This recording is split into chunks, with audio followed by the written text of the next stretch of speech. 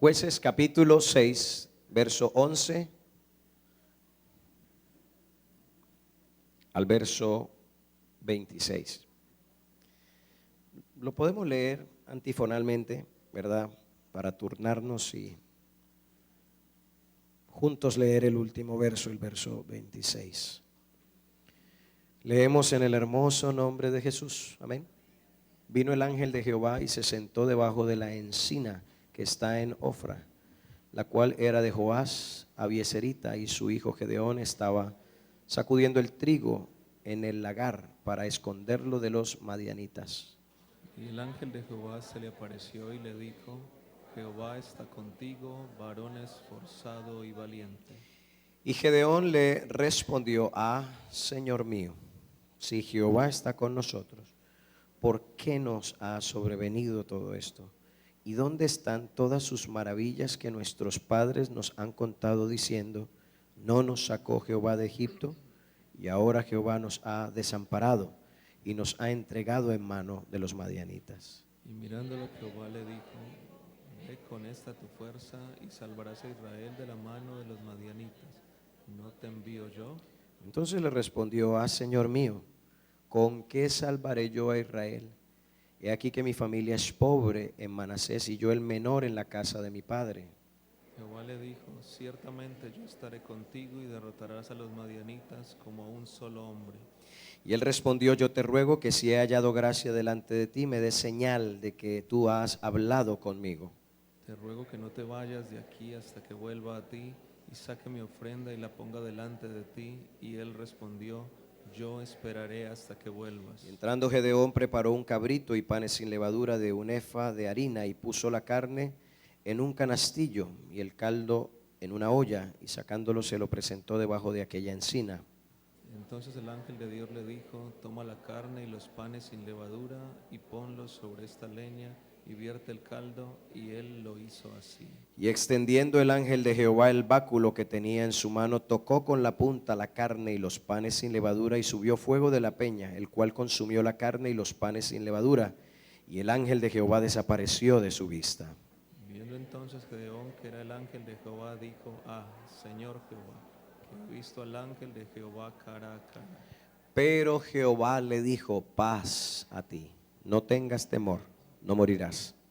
Edificó allí Gedeón altar a Jehová y lo llamó Jehová Salón, el cual permanece hasta hoy en Ofra de los Abieresitas. Aconteció que la misma noche le dijo Jehová: toma un toro del hato de tu padre, el segundo toro de 7 años, y derriba el altar de Baal que tu padre tiene, y corta también la imagen de acera que está junto a él.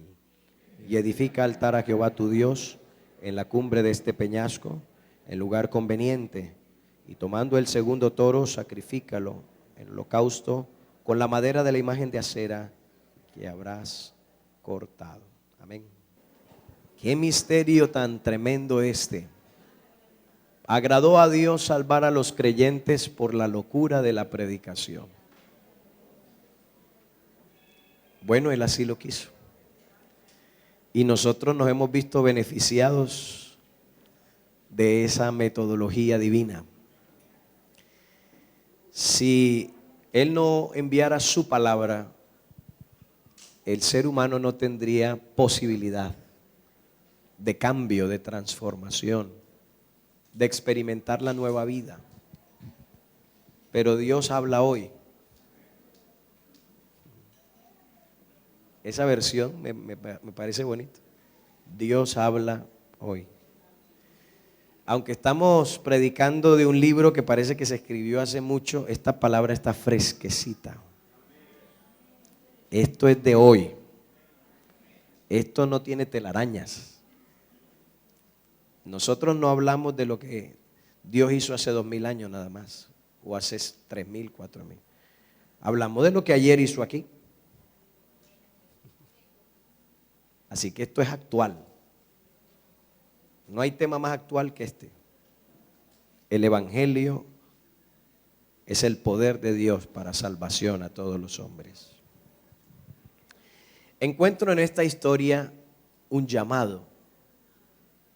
Porque yo creo que llega un momento donde ya Dios de alguna manera nos ha preparado para recibir un llamado especial.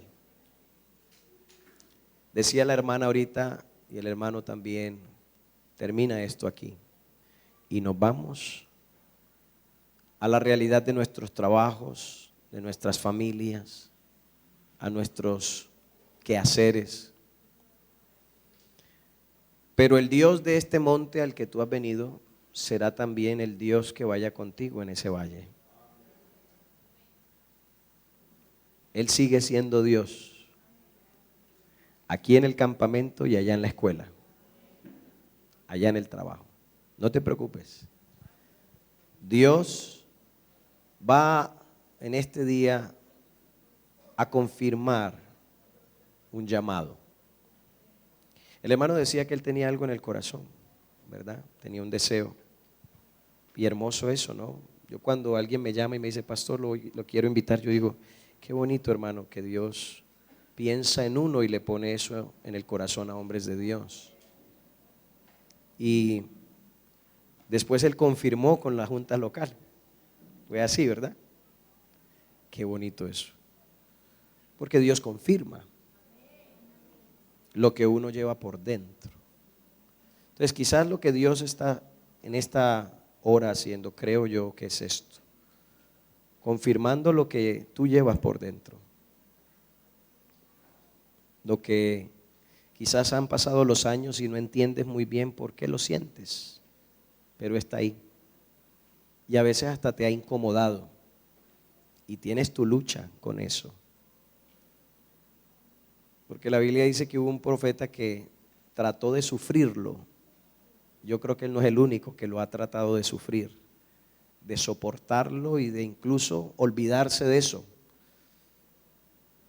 Olvidarse de que está ahí, de que está a veces incomodando en las noches, en los cultos. Pero Dios va a confirmar eso. La historia de Gedeón es una historia muy, muy especial.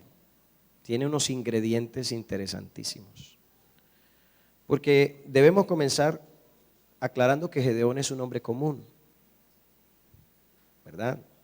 No vamos a ponernos aquí el traje de Superman porque aquí no hay ninguno que tenga superpoderes. Gedeón es un hombre común, corriente, es una persona como cualquiera de nosotros. Ciertamente Gedeón tiene una actitud particular que llama la atención de Dios. Les decía yo que el Señor busca encontrar en nosotros los principios que se relacionan con Él. ¿Qué quiere decir en la Biblia he hallado un hombre conforme al corazón de Dios? ¿Qué querrá decir eso? Quiere decir que Dios veía, por ejemplo, a David y en el corazón de David encontraba cosas que estaban también en su corazón. David siente cosas como las siento yo. Entonces había una conexión entre el sentir de David y el sentir de Dios. En cierta ocasión David fue a la batalla, ¿verdad?, con sus soldados persiguiendo a unos enemigos. Llegaron hasta cierto punto y llegado ahí un grupo de soldados se cansó, estaba ya fatigado. Entonces David dijo, quédense aquí y cuiden el bagaje. Y los que todavía tienen vigor y fuerza, síganme, que tenemos que perseguir al enemigo hasta que recuperemos lo que nos quitó. ¿Verdad? Y se quedó un grupo grande, y fueron con él otros tantos.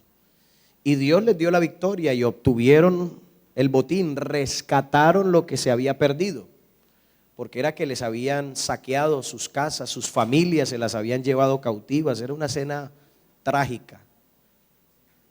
Hasta cierto punto hubo una revuelta porque algunos estaban inconformes con lo que estaba sucediendo y molestos con David. Pero Dios les dio la victoria y recuperan el botín. Y cuando vienen de regreso, los que fueron hasta el final y lograron recoger y recuperar lo que se había perdido, Y vienen no solamente con lo que habían perdido, sino con el botín. El botín es añadidura, lo que tenían los otros y ellos les los quitaron.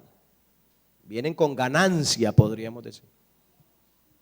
Y vienen de regreso y los generales, los que blandieron la espada, los que subieron y pelearon, dijeron: a los que se quedaron solo les vamos a dar lo que es de ellos. No les vamos a dar nada más, porque no fueron. Y cualquiera diría: eso es lo justo. Y parece que si fuera justo. Pero David dijo: no hagamos tal cosa. No hagamos eso. La porción del que se quedó será igual de la porción de aquel que fue. Lo haremos de esa manera. Y eso llamó la atención de Dios. David tenía en su corazón un sentir que más adelante se materializaría en nuestra salvación, porque nosotros tampoco fuimos al Calvario a pelear la batalla. Es que Dios se encontraba con esos sentimientos y decía: este tiene como lo mismo que tengo yo. Y por eso, cuando David hace eso y comparte el botín con los que no fueron, con los que se cansaron, con los que se quedaron, y comparte el botín, ese es el mismo principio que Jesucristo años después aplicaría para darnos a nosotros una salvación que no la peleamos. No fuimos con el al madero. Nosotros no somos perfectos, no somos rectos, no somos justos. A nosotros nos están imputando una santidad que no es nuestra. Nos están dando un mérito que no tenemos. Y eso es porque hubo uno que fue a la batalla y no fue egoísta. Ganó, peleó por nosotros, triunfó sobre todos nuestros enemigos. Y cuando regresó, no se quedó con la medalla, sino que nos la colgó a nosotros. Así que si estamos aquí es por el mérito de otro. Gedeón parece que expresa otro de esos principios que conquistan el corazón de Dios, y es que hay esfuerzo en este hombre, hay valentía. Por allá, en medio de sus pensamientos y sus dudas, estaba haciendo cosas que llamaron la atención de Dios. Y entonces surgió en mi mente ese pensamiento: ¿cómo Dios agarra a un hombre común y lo transforma en un hombre influyente y lo convierte en un elemento de vida y de salvación? ¿Cómo Dios agarra a cualquiera de los que estamos aquí? Porque eso es lo que yo creo, hermanos. Estas no son historias. Esto es solamente lo que nos confirma que Dios siempre ha estado actuando y ha usado a hombres. A mí no me preocupa que en esta época haya tanta gente que está como desubicada, porque yo creo que Dios ha tenido gente siempre. Si hay alguno que está un poquito embolatado, listo, siempre han habido también los que están así como un poquito desubicados. Pero Dios en cada generación ha tenido pueblo, gente que lo ama, gente que le cree, gente que le obedece, gente que le sirve, gente que vive para Él. Dios siempre ha tenido gente y en el siglo XXI sigue teniendo pueblo.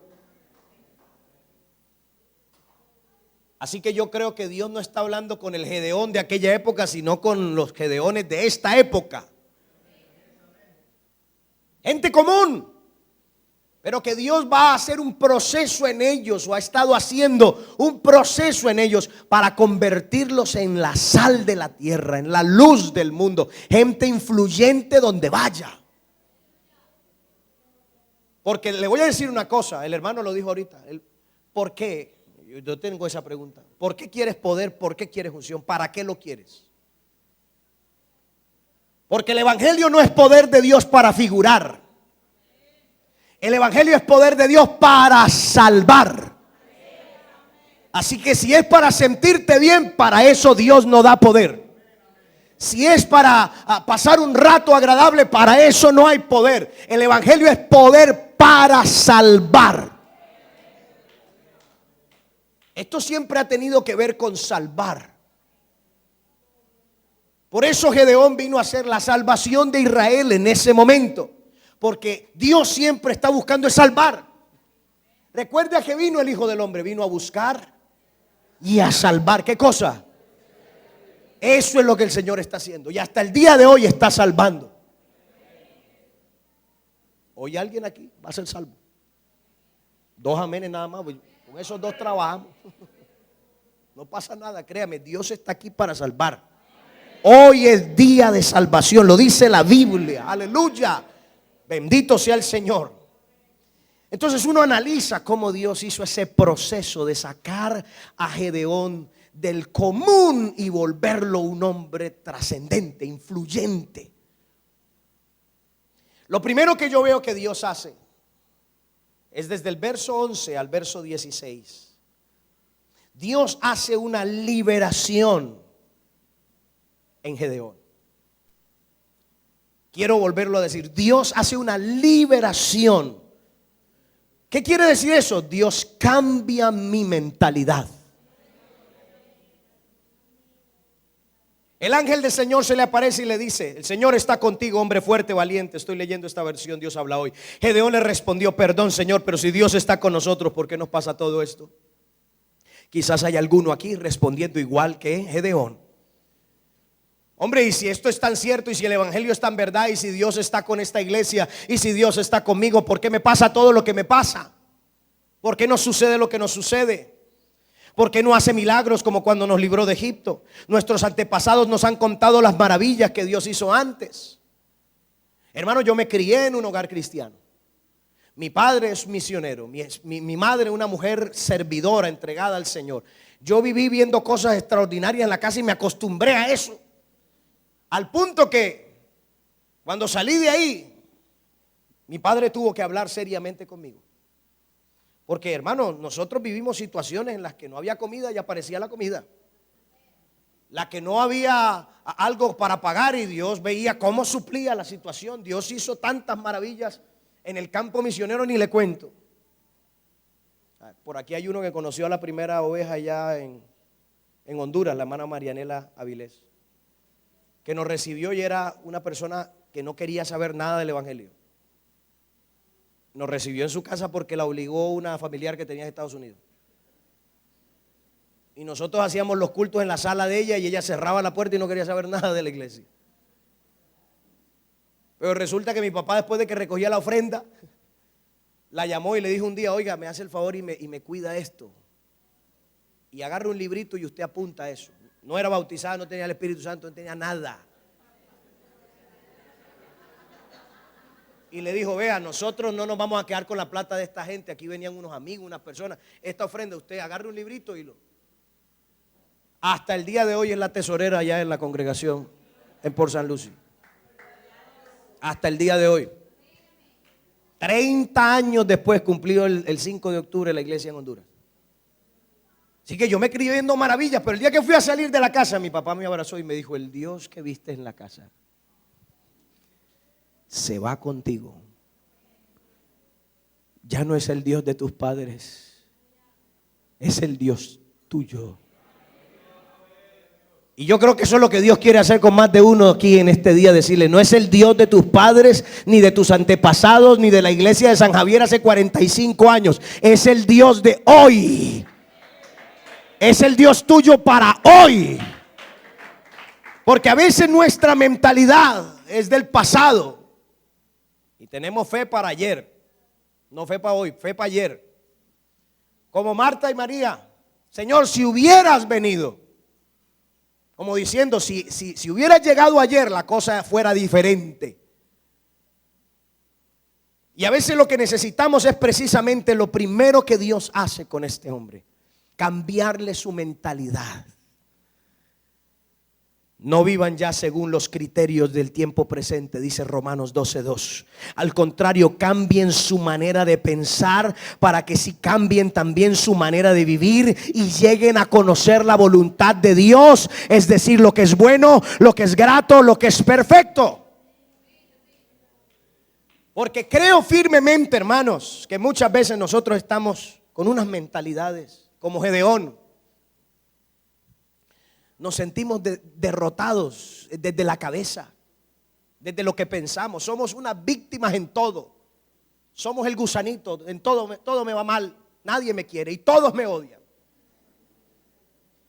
Y en la iglesia nos volvemos a veces víctimas, hasta de la predicación.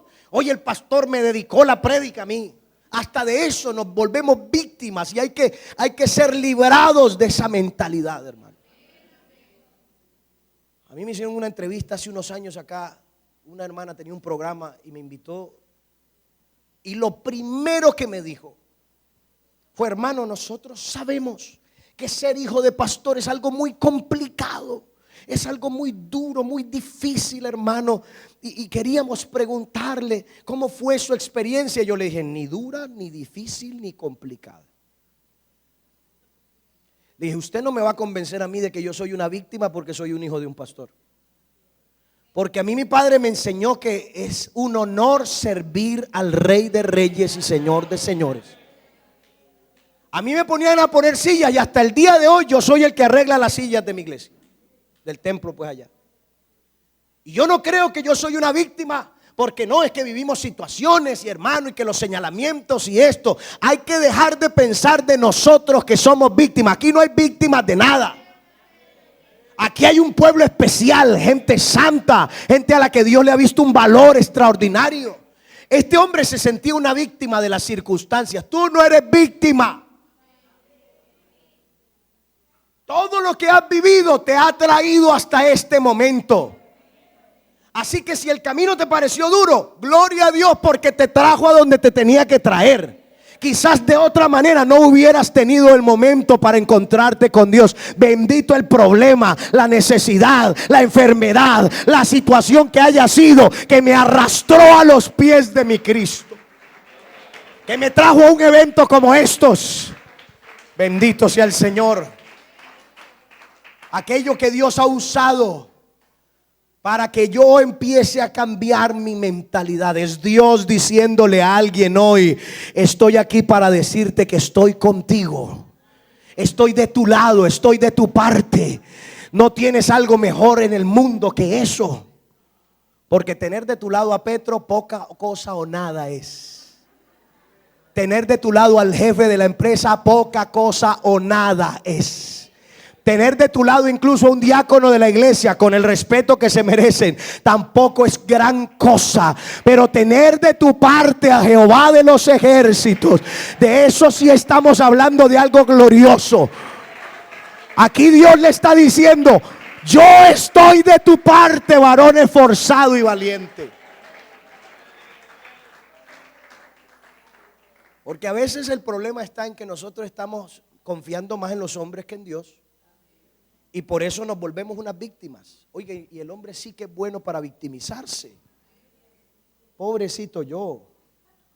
Es que el pastor, usted no sabe lo mal que me ha ido. Hermano, yo no quiero desestimar las heridas que te haya podido causar el ladrón. Pero no creas que tú eres el único al que le han dado duro.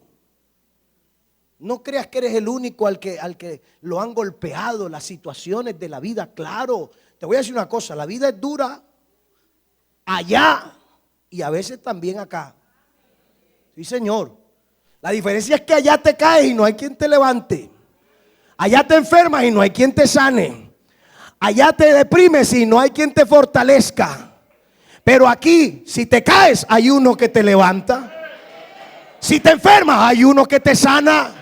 Si te desanimas, el Señor es mi fortaleza. Jehová el Señor es mi fortaleza. Él hace mis pies como de ciervas y en mis alturas me hace andar. Lo primero que Dios hace cuando va a llevar a alguien a ser influyente es cambiarle su manera de pensar. Esto de la mentalidad no es cualquier cosa, hermano. Cuando nosotros llegamos a Honduras no había iglesia. Así que el culto éramos mi mamá, mi papá, mis dos hermanos y yo.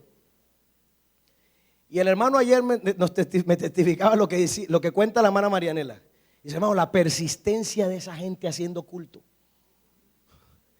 Y poníamos las 5 sillitas, 6 sillitas. Siempre poníamos 3, 4 sillas más esperando que alguien llegara.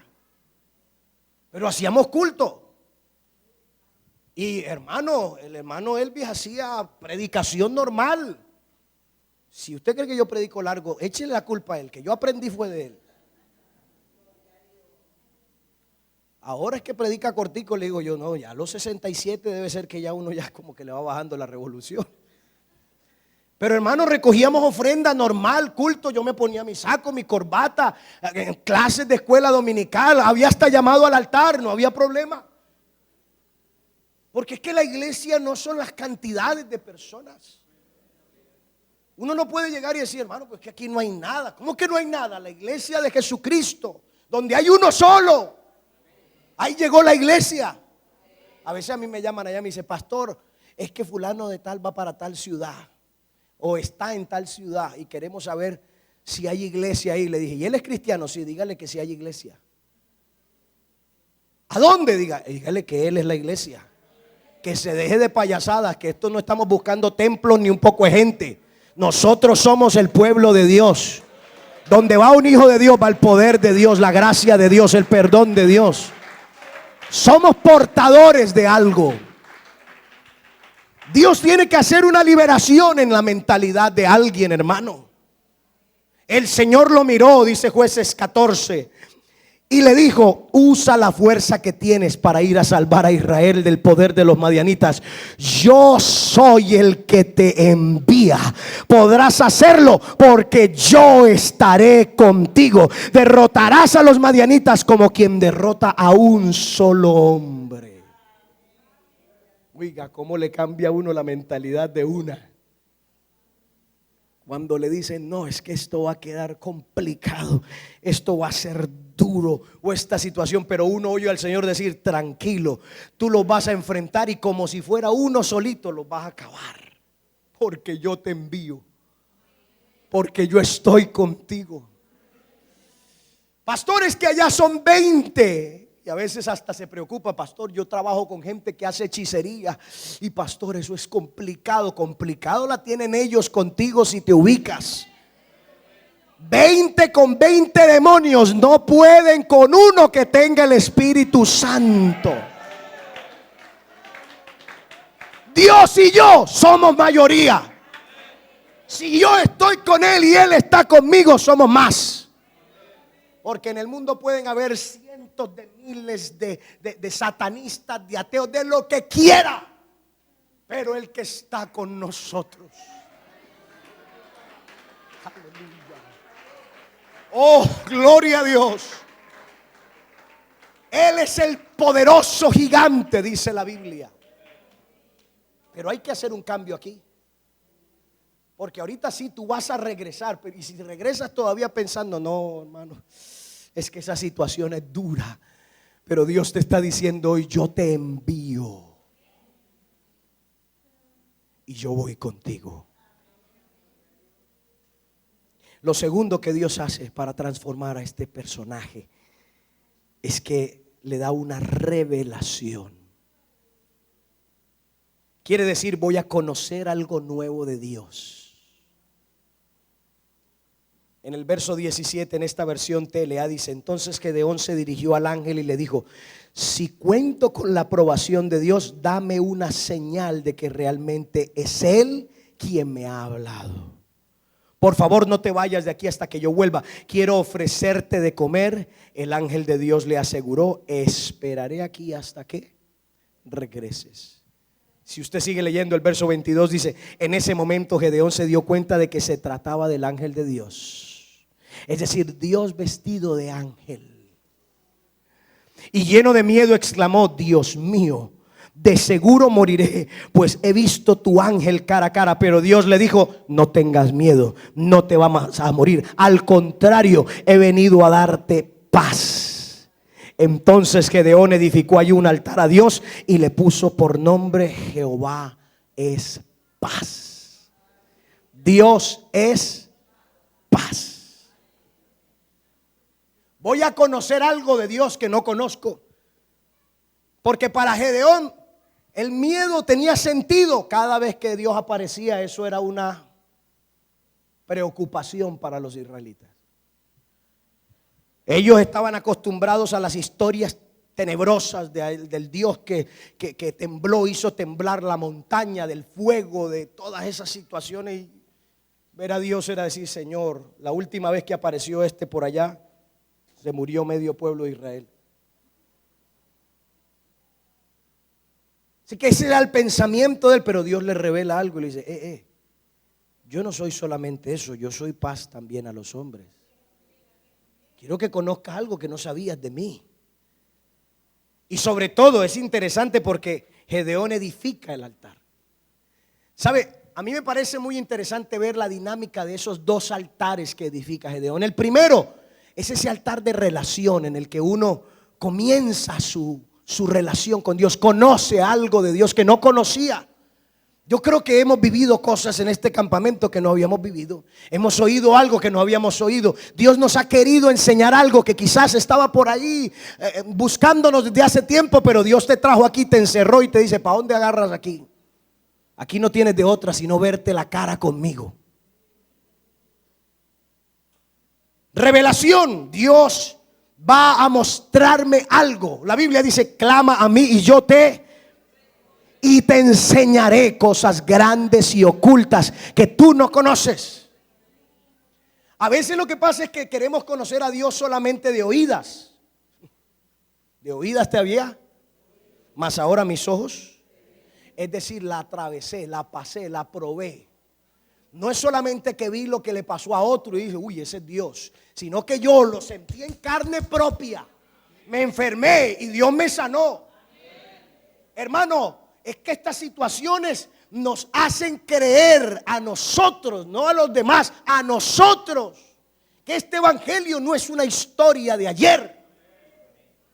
Yo tengo que conocer algo nuevo de Dios antes de irme al trabajo, antes de regresar a Medellín. Tengo que salir de aquí con una experiencia que me cambie la vida, un conocimiento de Dios, una revelación de Dios. Porque así es como Dios transforma y vuelve a alguien común. Estamos viendo el proceso que Dios hizo con Gedeón. De alguien común a alguien influyente.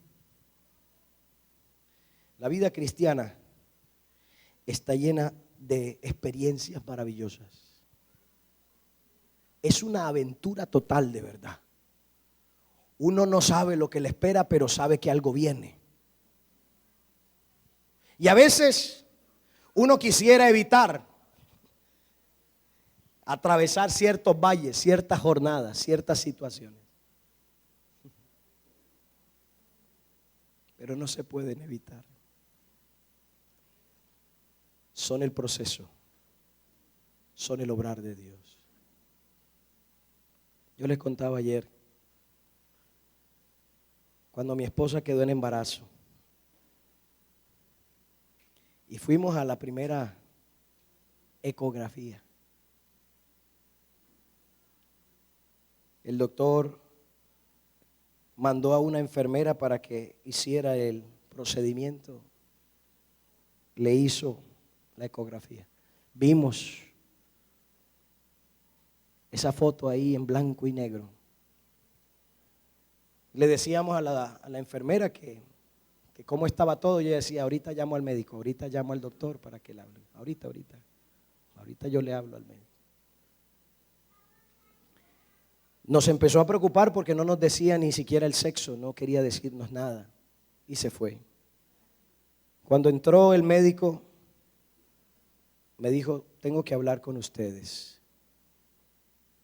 Yo le dije: bueno, diga lo que tenga que decir.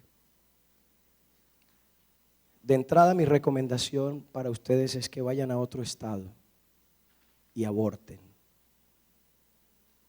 Esa es mi recomendación. Hermano, me pareció tan crudo, tan horrible esa expresión. Yo le dije: nosotros somos cristianos y lo que Dios nos mande lo vamos a recibir. Y él dijo: bueno, el diagnóstico es el siguiente. Su hijo tiene un hueco en el corazón, así que probablemente no sobreviva ni siquiera unas horas.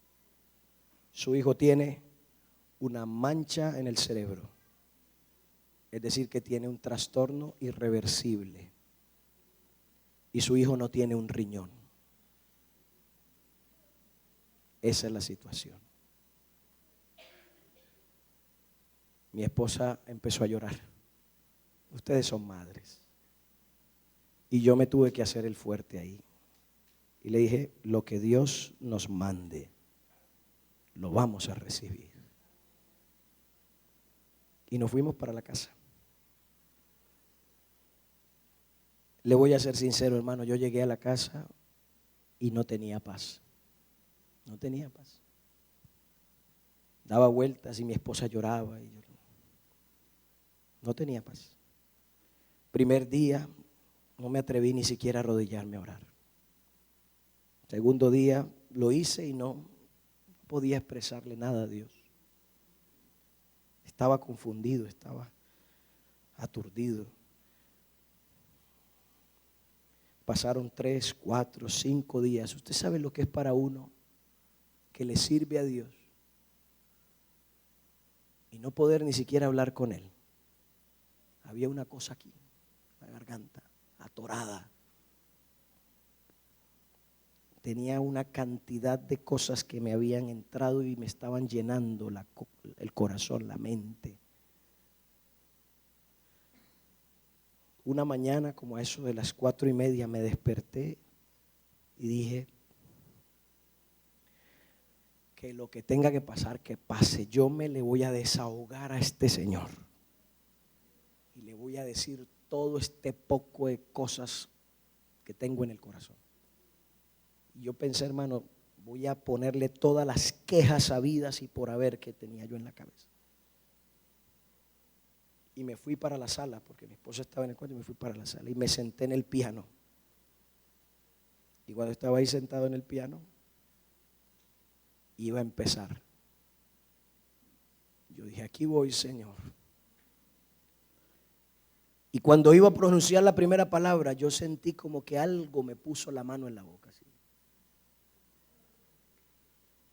Y me dijo, antes de quejarte, ¿por qué no le agradeces? Primero, porque no tendrías ministerio si no fuera por su gracia. No tendrías esposa si no fuera por su gracia. No estarías aquí sentado si no fuera por su gracia. ¿Por qué no le reconoces que te ha acompañado, que ha estado contigo, que te ha consolado, que te ha tenido paciencia? ¿Por qué no le reconoces que es bueno a pesar de las circunstancias, hermano? Agarré el piano y empecé a cantar una alabanza que Dios puso en mi corazón. Nunca la había expresado. No soy buen pianista, no soy buen músico, pero empecé a decirle, estoy aquí solo por ti. Tu mano siempre me ha sostenido. He podido vivir gracias a tu verdad. Mi alegría de ti viene, Señor. Y le dije, no vuelvo atrás. Jamás volver, Señor. No hay nada en este mundo que me pueda convencer. Yo escojo permanecer en ti, Señor. Irrumpí en alabanza y le dije, Señor, tú eres mi fortaleza en el día de la angustia. Eres mi tierra firme cuando el mundo se derrumba. Eres quien sustenta toda mi esperanza. Eres agua viva que me sacia el alma. Eres el Dios eterno. Nunca cambias, Señor. Y entre más le decía esas palabras a Dios y más las decía y las expresaba, era como que el alma se me limpiaba. Lo que decía ahorita el pastor es cierto, hermano. Cante aunque esté triste. Es más, hágalo, que la alabanza va a servir para que todo eso salga y haya una depuración del alma. Dios fue limpiando y limpiando el agradecimiento, la adoración. Ese momento, hermano, fue hermoso. Jamás pensé en mi vida vivir una experiencia como esa. Conocí algo que no conocía de Dios. Porque una cosa es enfermarse uno y otra cosa es que lo que amas lo que le has pedido a Dios. Aleluya. Ahí sentado en ese piano arrodillado, oh, sentí la gloria de Dios. Derramé mi alma en la presencia del Señor. Dios tocó mi corazón. Y cuando me levanté para ir a la cama, mientras caminaba por el pasillo, sentí que debía orar por mi esposa. Y llegué a la cama. En oscuridad puse mi mano en el vientre de mi esposa y oré por mi hijo. Y hubo un instante en el que mi esposa se despierta y me dice: el niño ha pateado, el niño se movió. Y Dios me dijo: el niño está sano. El niño está sano. Oh, aleluya. Oí a Dios decir: está sano. Los médicos nos habían dicho que teníamos que volver para que le hicieran más ecografías. Pero cuando volvimos al otro control, le dijo: ustedes no me le vuelven a poner una mano a esa muchacha encima hasta el día que esa criatura nazca. Y ellos dijeron: tenemos que saber a quién llamar, a qué especialista llamar. Yo le dije: ustedes no van a llamar a ningún especialista. El especialista está ya con nosotros. No necesitan llamar a nadie. Si quieren reunirlos, reúnanlos por cuenta de ustedes. Aleluya. El 2 de abril del año 2015, mi hijo nació frente a una cantidad de doctores que esperaban un bebé deforme, que esperaban un bebé enfermo, sin un riñón. Cuando nació tenía sus riñones normal, ya no tenía ningún hueco en el corazón, ya no tenía ninguna mancha en el cerebro. Y yo les cargué a esa criatura enfrente y les dije: esto es lo que hace Dios y nadie más puede hacerlo. Nadie más puede hacerlo. Nadie más tiene el poder. Ya no era de oídas. Yo vi al Señor sanar a mamá, vi al Señor tocar a papá, vi milagros de sanidad en otro. Pero ese día yo cargué la sanidad de Jehová en mis brazos. Tú vas a conocer algo nuevo. Tú hoy puedes edificar ese altar diciendo: ciertamente Dios es algo que yo no conocía. Dios es algo que yo no había experimentado. Yo había oído que Él era amoroso, pero ahora sentí su abrazo. Yo había oído que Él era bueno, pero ahora Él me ha cargado de bondades. Ese primer altar es de relación, de comunión con Dios. Ese es el primer amor. De ahí en adelante vendrán otras situaciones, sí, pero ese primer altar es necesario. En ese primer altar descubrimos a Dios, conocemos a Dios. Aleluya. Como no lo hemos conocido, bien dijo Gedeón: Jehová es paz. ¿Sabe qué quiere decir esto? Lo que dice Romanos 5:1: justificados pues por la fe, tenemos paz. Porque este Dios no está aquí para acusarte. Dios es paz, no está aquí para juzgarte. Dios es paz, no está aquí para destruirte. Dios es paz. Ven y haz la paz con Él. Si cambias la mentalidad y recibes esta revelación, estás caminando hacia convertirte en un instrumento glorioso en las manos del Todopoderoso. Lo siguiente que ocurrió con Gedeón es que Dios lo va a probar. Habrá una comprobación. Dios me probará. Esa misma noche Dios le dijo a Gedeón: ve al ganado de tu padre y toma el mejor toro. El segundo, derriba el altar de Baal que tiene tu padre. Destruye la estatua de la diosa Acera que está junto al altar de Baal. Luego con piedras labradas edifica un altar en mi honor en la parte alta de la colina. Toma el toro y ofrécemelo como sacrificio, usando como leña la estatua que destruiste. Así que esa noche Gedeón se llevó a 10 de sus sirvientes e hizo lo que Dios le había ordenado. Dios me probará, primero espiritualmente. Dios va a probar mi corazón. ¿qué es lo que más amas? Porque le dijo el Señor, vas a tomar el segundo toro, no el de tu papá, el tuyo, lo que tú más amas. Como se lo dijo un día a Abraham, tráeme a tu hijo y me lo sacrificas.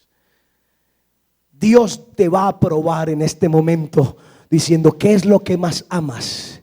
Edifícame un altar antes de irte a Medellín y tráeme el segundo toro, el que más amas, porque ese es el tuyo. El primero era el de su padre, el segundo era el de él. Que tú sientas que te desprendes de algo.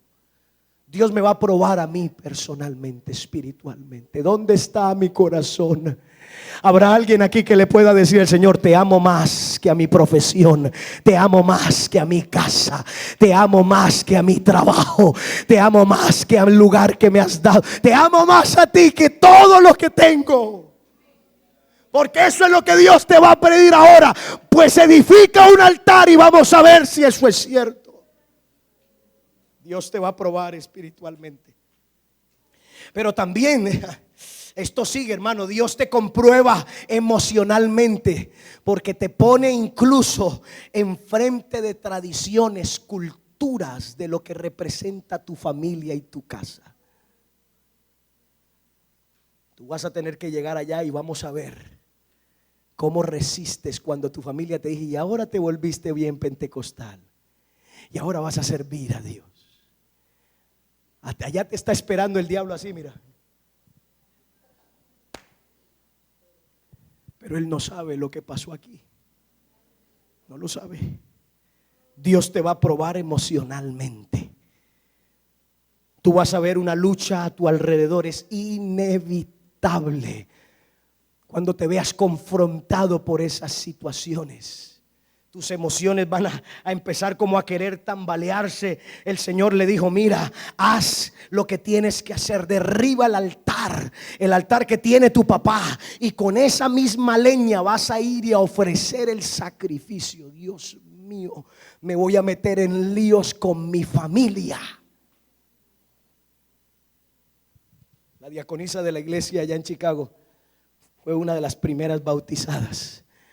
Ella estaba juntada en unión libre con un muchacho, un pandillero de una de las gangas más peligrosas de la ciudad de Chicago, grandote él, y ella era la novia y tenían una pequeña hija de 3 años. Cuando ella se entrega al Señor, yo recuerdo estar en la mesa, hermanos, fue en la casa de una hermana. Estamos ahí hablándole la palabra y fue como ver una luz prenderse en la mente de esa mujer. Yo creo que todos los predicadores hemos visto cuando Dios le prende el foco a alguien y lo alumbra. Es una cosa gloriosa. En esa mesa ella dijo, yo quiero seguir a Cristo por el resto de mi vida. Se levantó y me dijo, pastor, yo voy a ir a casa y hoy resuelvo esta situación que tengo. Y se fue para la casa donde vivía con el otro, y le dijo que se casaba con ella o que ella se iba con su niña para la casa de su mamá, pero ella había decidido seguir a Cristo. Oiga, hermano, y él dijo que no se casaba con ella. Y esa muchacha agarró su maleta, puso la de su niña y con lágrimas, con dolor, porque uno está sacrificando lo que le duele y está siendo confrontado hasta por su propia familia. Allá llegó derrotada a la casa de su mamá con su pequeña niña. El primer culto de oración que asistió, la niña de 3 años pidió oración, y la oración que pidió fue: yo quiero pedir para que mi padre sea salvo. O sea, fue su primera oración en la iglesia. Se entregó al Señor, se bautizó, recibió el poder del Espíritu Santo. 7 años después, orando por el personaje ese que era un pandillero y que varias veces me dijo: pastor, no se vaya a quedar a solas con él, porque él es de los Bloods. Esa gente es peligrosa, pastor. No vaya usted a quedarse nunca solo con él, porque él la tenía contra mí. Pensaba que yo le había quitado la mujer, así que la tenía en mi contra. Nunca se vaya a quedar solo con él. El 31 de diciembre del año 2016 me llamó: pastor, ¿puedo ir a la iglesia? Y le dije: ¿y a ti quién te ha impedido venir? Las puertas están abiertas. entró por esas puertas ese muchacho el 31 de diciembre del 2016. Y ese día en el altar le entregó su vida al Señor. Un pandillero de esos serios tiene un disparo aquí y un golpe de machete aquí. Y se entregó al Señor ese día. A los 2 años los estoy casando en el altar. Porque él ahora tuvo que enamorarla como un hombre cristiano. Cortejarla como un hombre temeroso de Dios. A los 2 años se casan y en el altar me dice: pastor, yo quiero que ore por nosotros. Yo le dije: ¿por qué? Porque quiero tener un hijo ahora en Cristo. Yo le dije: pues eso es normal, un hombre y una mujer se casan, ¿usted qué cree que va a pasar? Me dice: no, pastor, es que nosotros estamos operados. Poder en Jesús. Señor, regálale un hijo a esta criatura. Yo le dije: Señor, mira lo que te está pidiendo. Él quiere un hijo ahora en tu reino. A los 10 mesecitos estaba presentando a la bebé, la hermana Aliana. Allá está en la iglesia. ¿Sabe qué le dijeron a ella? La familia le dijo: te volviste loca, porque te van a probar emocionalmente. Porque quizás no dure 1 año el asunto, ni 2, ni 3. Ella esperó 7. Pero cuando alguien le teme a Dios y le cree a Dios y obedece a Dios, ay, hermano, Dios hace maravillas que nadie puede entender.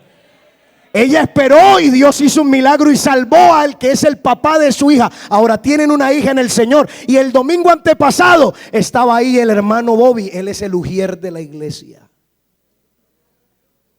parado ahí en la puerta, llorando como un niño porque me dijo: pastor, es que mi hermano, le estoy hablando del Señor. Y yo le dije: ¿te acuerdas todo lo que padeció tu esposa? Y él decía: es que no me oye, es que se burla. Y yo le digo: es que el Señor te está comprobando emocionalmente qué quiere decir seguir a Cristo. Y te va a costar, lo vas a sentir emocionalmente, vas a vivir un choque. Le dije: pero así como ella vio una victoria, créele al Señor Jesucristo. Lloraba como un niño, hermano, ahí. Aleluya. Dios te va a probar emocionalmente. Es más, aquí hay una persona que necesita dejar una relación.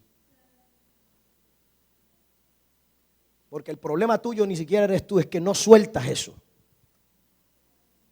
Dios te va a probar. Cuando regreses a la casa te va a dar pena.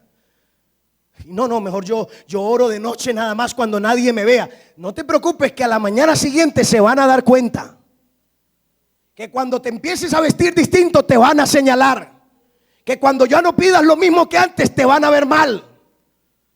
Pero es que Dios te está comprobando que si tuviste un encuentro con Él aquí, que aquí sí pasó algo y no fue cuento. No es una cosita que te va a durar 1 semana ni 2. Lo que Dios hizo aquí es irreversible en tu vida.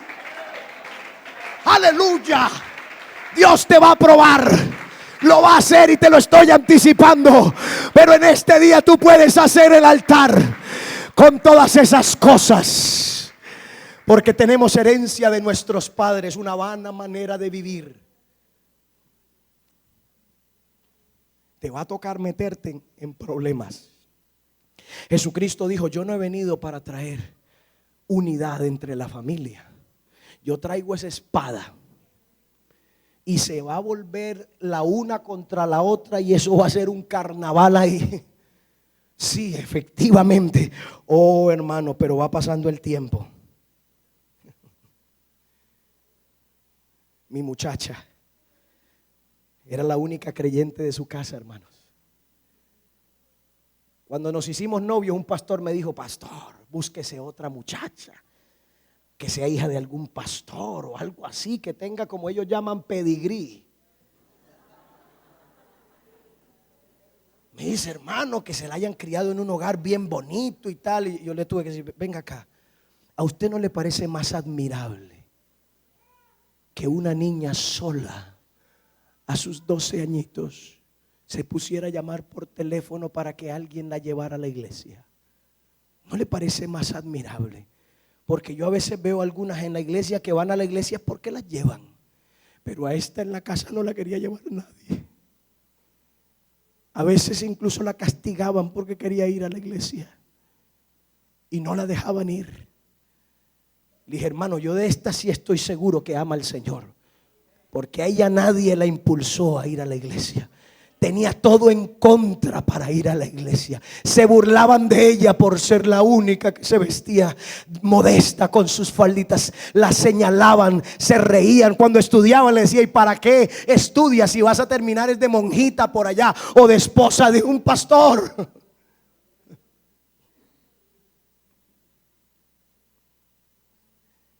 Me casé con la hermana Viviana. 5 años después, la suegra que la perseguía tanto y la señalaba tanto, volvió a los pies de Cristo. Y nos dimos cuenta que nosotros lo que tenemos que hacer es ser influyentes. Querido hermano, Dios te va a probar emocionalmente, pero lo que tienes que hacer es levantar un altar hoy aquí. Y va a haber una prueba física también. Aquí se pone interesante el asunto, porque el verso número 28 dice: por la mañana, cuando los de la ciudad se levantaron, he aquí que el altar de Baal está derribado, cortada la imagen de acera. Hermano, se dijeron unos a otros, ¿quién ha hecho esto? Echaron suertes, entendieron que todo lo que había sucedido era gracias a Gedeón. Saca a tu hijo, dice el verso 30, para que muera, porque ha derribado el altar de Baal. Es que lo vas a sentir ahí, vea, cerquita. Es una prueba física. Vas a sentir temor, hermano. Es que una cosa es que te amenacen y otra cosa que ya ves ahí la espada sobre tu cabeza. Pero lo que Dios está haciendo es probando. Dios comprueba lo que ha hecho. Estoy terminando, tranquilo. Viene lo cuarto. Después de que el Señor te haya liberado de la mentalidad, te haya hecho conocer algo nuevo y te haya probado, Dios te va a poseer.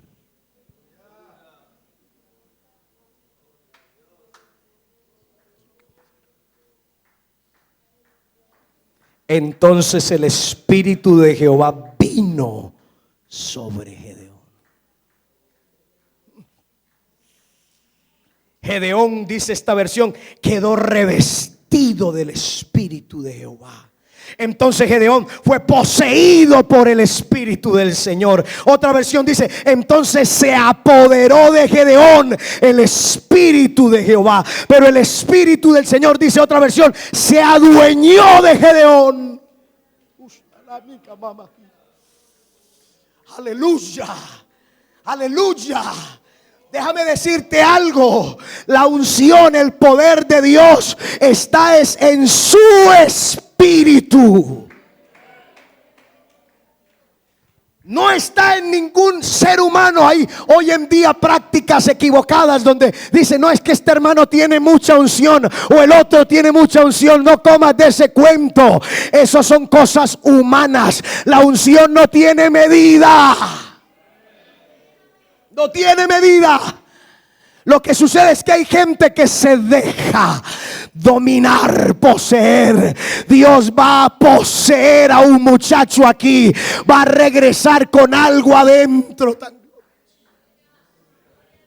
Y te voy a decir en este momento para qué quieres el poder. Porque hubo un mago en Samaria, en el libro de los Hechos, que quería el poder. Incluso ofreció dinero para que le dieran el poder. Que veía en Juan y en Pedro, que ponían sus manos sobre la gente y la gente recibía el Espíritu Santo. Y sabe que dijo, yo ofrezco plata, denme ese poder. Pero Pedro le dijo, tu dinero perezca contigo. Porque él no estaba buscando el poder para la gloria de Dios, lo estaba buscando para su propia gloria. Y por eso el Señor le mandó ese mensaje tan terrible. ¿Para qué quieres el poder? Porque el poder de Dios es para salvar. Tú tienes familia que se está perdiendo y el poder de Dios es para salvar. Tú tienes compañeros del trabajo que se están perdiendo y el poder de Dios es para salvar. Si tú quieres algo para la gloria de Dios, hoy el Señor te lo va a dar.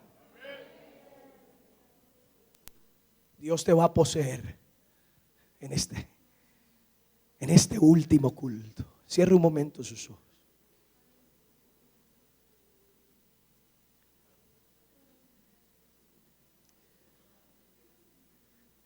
Dígale: tómame, Espíritu de Dios. Dígaselo usted ahí en fe, voz baja, tranquilo. Esto es un silbo apacible. El evangelio es eso, unas tranquilas aguas. Siga ahí. Siga escuchando lo que Dios dice ahora en este momento. ¿Para qué quieres el poder? Dios comunica su poder al hombre a través de su espíritu. Porque la unción no es de unos y de otros, la unción es del Señor. Él es el dueño de la unción, Él es el ungido. A nosotros nos comunican la unción, es por su espíritu. Así que el que se une al Señor, un espíritu es con Él. Aleluya, aleluya. Eso es lo que va a pasar en este momento. Dios ya cambió la mentalidad. Ya te dijo: tú no eres ninguna víctima. Ya te lo hizo saber, te lo comunicó. Te ha hecho experimentar cosas aquí. Aleluya. Dios ha estado llevándote así. Lo siguiente que hizo fue que te reveló algo que no conocías. No sabías, de oídas te había oído, Señor, mas ahora mis ojos te ven. Y después de eso, inmediatamente, hermano, vino y te probó. Hay una cantidad de cosas que han estado pasándote en la vida que no sabías a qué se debían. Es Dios comprobando lo que está haciendo en tu vida, aleluya. Pero ahora viene el momento cúspide, el momento más alto de esta obra. Cómo Dios transforma a una persona común en una persona influyente. Él mismo te va a poseer. Él mismo te va a poseer. Él mismo se va a meter en tu vida. Dios comunica su poder a través de su espíritu. Dios imparte su poder, pero la esencia de este poder es para salvar. Dios quiere salvar mucha gente en San Javier, mis hermanos. A mucha gente en sus trabajos, a mucha gente en sus familias. Si usted tiene un familiar que se está perdiendo, Dios le está diciendo hoy: mira lo que hice con Gedeón. ¿Sabes qué pasó después de que eso sucedió? Oiga, hermano, hasta el papá de Gedeón se paró y dijo: que contienda Baal por sí mismo si es Dios, que contiendan esos ídolos por sí mismos si son dioses. Hasta la mentalidad de su padre cambió, porque hubo un hombre que se dejó poseer.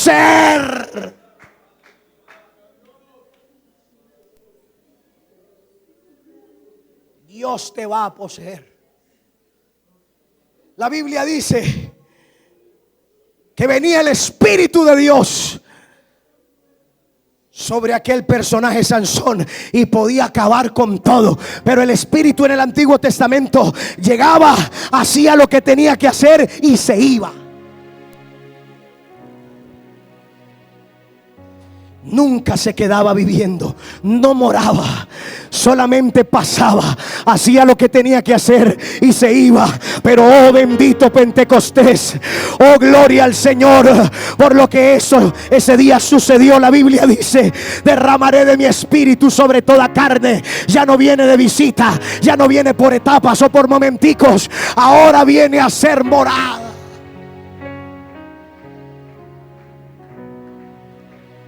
Dios mismo, Cristo en vosotros. Lo que nos pasa a nosotros es por estar en Cristo. Muchachos, el ungido no eres tú, el ungido es Cristo que está en ti. Nunca serás tú el ungido, Cristo es el ungido. Cristo es el ungido. El ungido tiene nombre, el ungido es el único que tiene el poder. Aquí no hay ninguno con unción, aquí estamos en Cristo, y el que está en Cristo tiene la unción del Santo.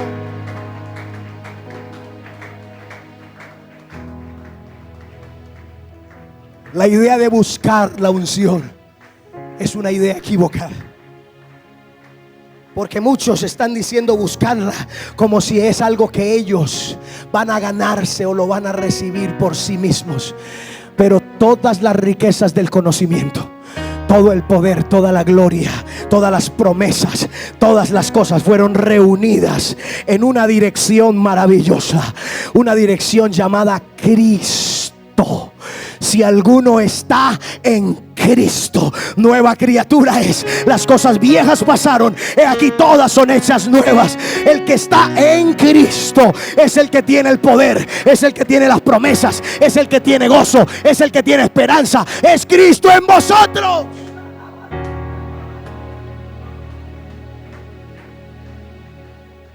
Dios me dijo: este es el llamado que tengo para un joven aquí en este campamento. Eso es lo que me hizo sentir. Así como lo hice con Gedeón, lo voy a convertir a él en un agente del reino. Voy a volver a un común, en una mujer, un hombre influyente. No nos vamos a ir de aquí así. Si pasaste ya al altar, si ya estás ahí de rodillas, dígale: Señor, yo me meto en usted. Oh Señor, aleluya, yo entro. Oh, aleluya, el que habita al abrigo del Altísimo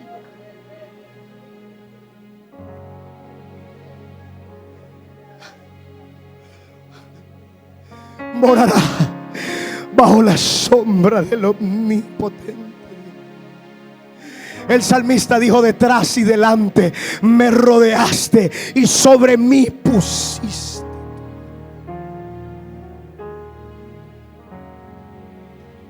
Me hacen el favor y retiran esas sillas hacia atrás.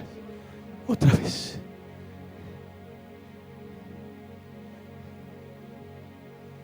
Quiero hablar con un joven que quiere servir al Señor. Ven y arrodíllate aquí, por favor. Tú quieres servir a Dios, tienes un llamado y hoy Dios te lo está comprobando. Ven aquí en el altar. Ven y te arrodillas aquí. Vamos a orar por ti, para que hoy el Espíritu del Señor posea tu vida. Aquí hay uno ya. Hay otro más. Venga aquí al altar. Ábrase paso, vea cómo llega. Vamos a orar por usted. Aleluya. Usted al que Dios le está diciendo: te quiero sacar de lo común, tengo una vida extraordinaria para ti. He visto que eres esforzado, he visto que eres valiente, he visto. Mira eso, mira eso. Si a alguien le cabía dudas de que el Señor todavía tiene hombres como Gedeón, les empiezo a presentar la iglesia del Señor en San Javier, la juventud que no va a dejar que la gloria de Dios se les escape de sus vidas. Dios te va sacando de lo común y te va volviendo influyente. Pasa por encima de los programas, pasa por encima de los rótulos y encuéntrate con ese Dios. Edifica el primer altar. El primer altar es de comunión. El primer altar es de decir: no conocía a este Dios como ahora lo conozco. De oídas te había oído, mas ahora mis ojos te ven, Señor. Y va a abrir a mis.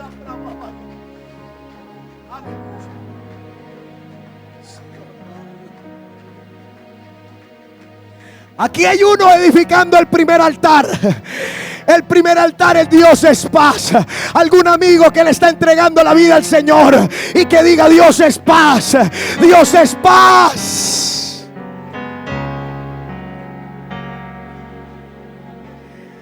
En ese altar, Señor, te adora mi alma por esta salvación tan grande.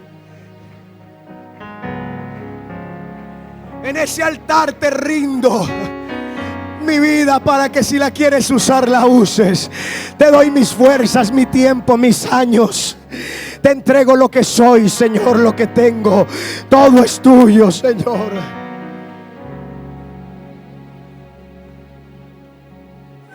Hay alguien todavía edificando ese primer altar. Dios es paz. Dios es paz, muchacho. Jovencito, jovencita que viniste, amigo que viniste, Dios es paz. Puedes hoy estar en paz con Dios.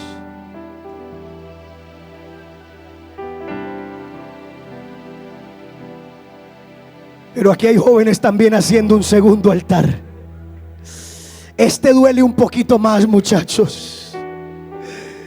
En este vamos a sacrificar lo que amamos. Vamos a entregar lo que es nuestro.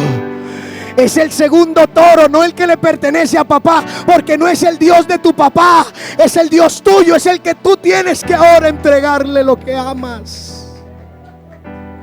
Que amas tanto. En ese segundo altar hay un reto muy grande, porque es Dios mismo el que te pide: haz el altar, y te dice exactamente lo que vas a sacrificar, y te dice el material que vas a usar para el sacrificio. Vas a usar las tradiciones de tus padres, vas a usar tu pasado familiar, vas a usar tus antecedentes, y eso servirá como leña.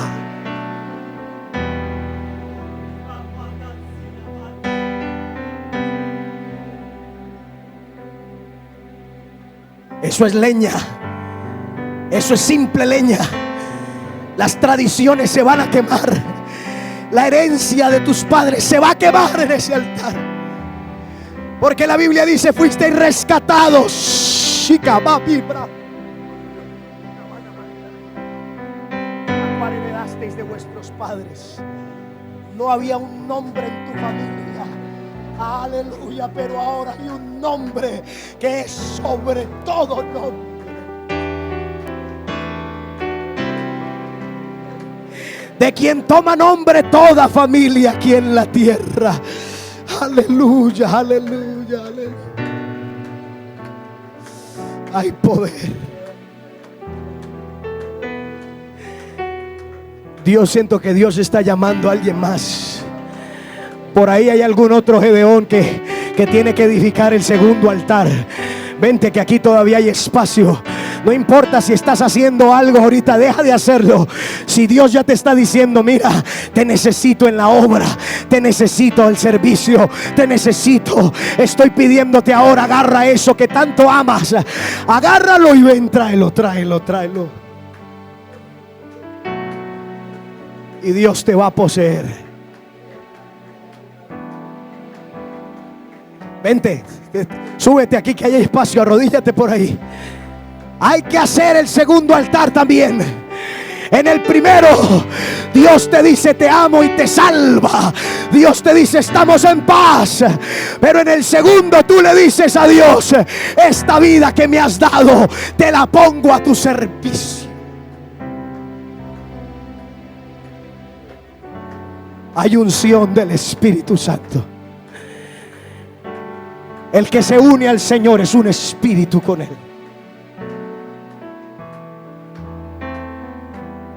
Aquí están, hermanos. La iglesia está invocando el nombre de Jesús.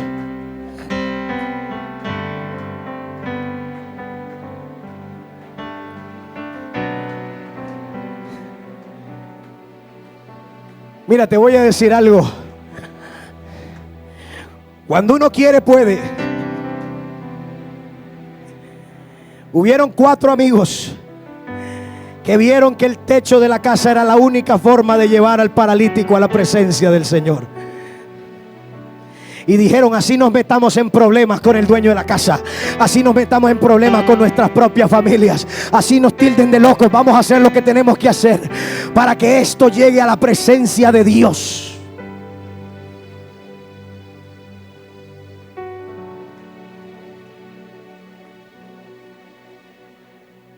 Dígale al Señor: toma mi vida. Dígaselo.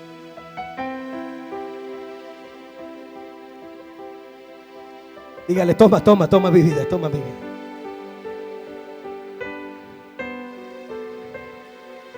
La Biblia dice: Jesús, lleno del Espíritu Santo, volvió del río Jordán y el Espíritu lo llevó al desierto, y allí estuvo 40 días y el diablo lo puso a prueba. Pero después dice: Jesús volvió a Galilea lleno del poder del Espíritu Santo, y se hablaba de él por toda la tierra de alrededor.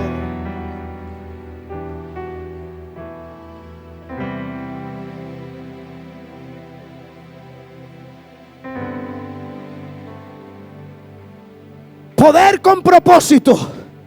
El Evangelio es el poder de Dios. El Evangelio es primeramente el elemento donde radica principalmente el poder de Dios. Pero este poder es entregado, canalizado a través del Espíritu Santo. Es el medio por el cual Dios transmite su poder a una persona, su unción a una persona. Pero esto tiene propósitos definidos. El primero es salvación. Es para que este poder actúe en una persona y pueda creer el Evangelio y ser salva a través de tu vida. Hay gente que alcanzará el conocimiento de Dios para salvación. Segundo, para santificación, porque nos aparta del mundo y nos acerca más a Él, transformando la vida carnal en una vida espiritual. Poder con propósito.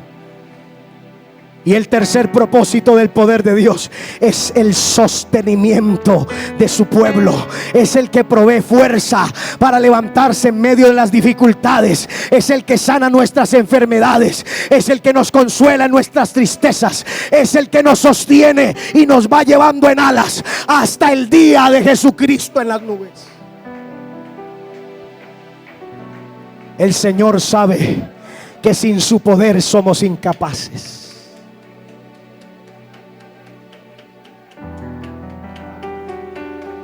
Aquí hay testimonios del poder de Dios. De niño yo cantaba: yo soy testigo del poder de Dios. Grandes maravillas Él ha hecho en mí. Yo era ciego y ahora veo la luz.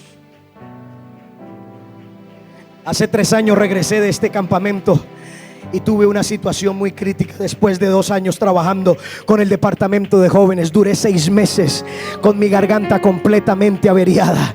Y fui a los médicos y los médicos veían y no sabían qué hacer. Me dieron una cantidad de medicamentos, me dieron esteroides para tratar de bajar la inflamación. Nada que bajaba, me quedaba sin garganta, no podía predicar. Llegó un momento de desesperación. Hubo un día en el que estaba en el piano y le dije: Señor, ¿y cómo te podré servir? En mi mente le decía: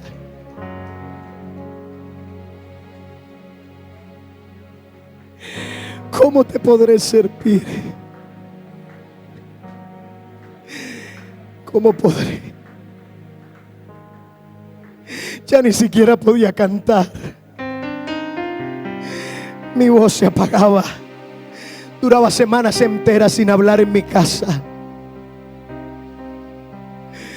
Pero ese día recuerdo que me senté en la sala de la casa y recordé unos cantos que entonaba cuando era niño. Yo le alabo de corazón, yo le alabo con mi voz, pero si me falta la voz, yo le alabo con las manos. Y si me faltan las manos, yo le alabo con los pies.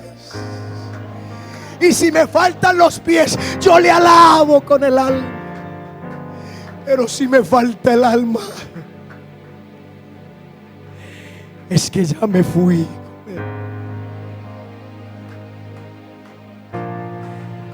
Y entendí, no importa si no hay voz, si no hay garganta. Aleluya, mi vida está a tu servicio, Señor, lo que quieras hacer. Pero ese mismo Dios que permitió esos 6 meses difíciles, de un momento a otro puso su mano sobre mí.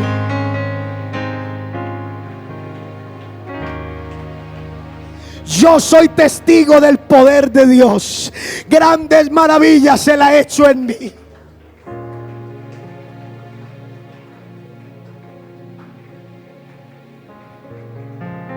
En este momento deja que Dios posea tu vida.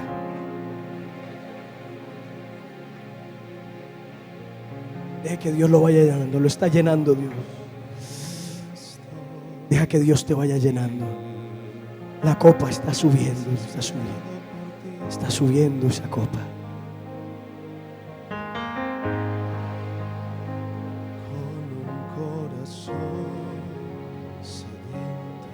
Muchachos, ustedes resuelvan el contrato con Dios. Resuelvan. No se pongan a debatirle nada al Señor. Si Dios los llamó, esta es la confirmación. No se pongan a debatir nada con Él. Firmen ese contrato y digan: Señor, mi vida es tuya. Lo que quieras hacer con ella. Resuelvan eso ya mismo. Y dejen que el Espíritu de Dios se los lleve donde se los quiera llevar. Porque así es todo aquel que es nacido del Espíritu. Él va a usar a su pastor, a los líderes de la congregación. Todo tiene un momento precioso y hermoso.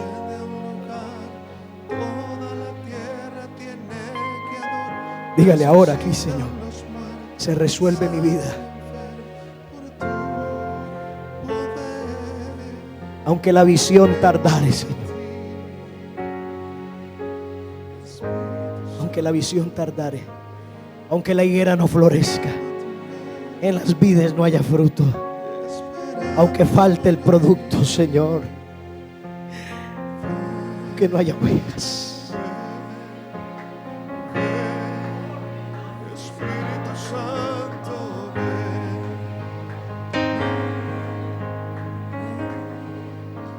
Espíritu Santo, ven,